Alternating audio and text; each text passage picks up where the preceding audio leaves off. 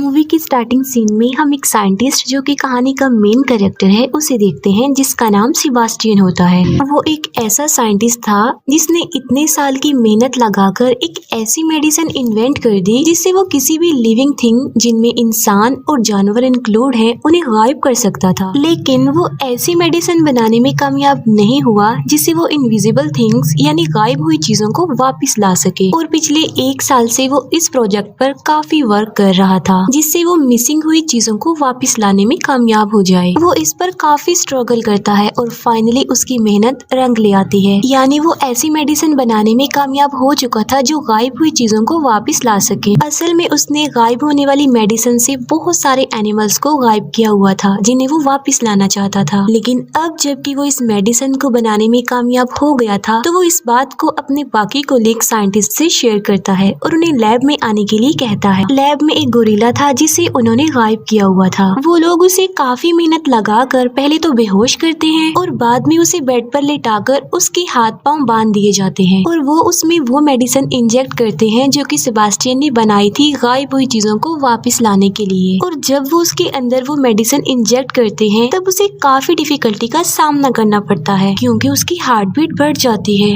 और उस गोरिल्ला की हालत देखकर ऐसा लग रहा था कि अब वो नहीं बच पाएगा। लेकिन वो उसको बचाने की काफी कोशिश करते हैं, उसके हार्ट को शॉक देते हैं जिससे इस गोरिल्ला की हार्ट बीट नॉर्मल होने लगती है और आहिस्ता आहिस्ता उसकी सारी बॉडी स्टेबल हो रही थी और गोरिल्ला पूरी तरह अपनी बॉडी में वापस आ जाता है। अब क्योंकि वो ऐसा करने में कामयाब हो जाते हैं तो वो सब काफी खुश हो जाते हैं क्योंकि उनकी इन्वेंट, उनके एक्सपेरिमेंट्स कामयाब जो हो गए थे। फिर यहाँ पर हमें ये पता चलता है कि सारे एक्सपेरिमेंट्स मिलिट्री के लिए हो रहे थे और उन लोगों की मिलिट्री के साथ एक मीटिंग होती है जिसमें सेबास्टियन ये झूठ बोल देता है कि अभी तक उसने कोई सक्सेस हासिल नहीं की है और वो कामयाब होने के लिए और मजीद टाइम मांगता है। तब मिलिट्री उसे कहती है कि तुम तो पहले ही बहुत टाइम ले चुके हो और अगर तुमने जल्दी से कोई रिजल्ट नहीं दिया तो हम तुम्हारे रिप्लेसमेंट में किसी और को ले आएंगे। और जब वो लोग बाहर आते हैं तब सेबास्टियन के साथी, जिसमें लड़की का नाम लिंडा और लड़के का नाम मैथ्यू होता है, वो उसे पूछते हैं कि तुमने मीटिंग में झूठ क्यों बोला कि तुमने सक्सेस हासिल नहीं की जबकि तुम तो सक्सेस हासिल कर चुके हो। वो कहता है इसलिए क्योंकि मैं इस मेडिसिन को किसी इंसान पर चेक करना चाहता हूँ, टेस्ट करना चाहता हूँ। और वो इंसान कोई और नहीं बल्कि वो खुद था,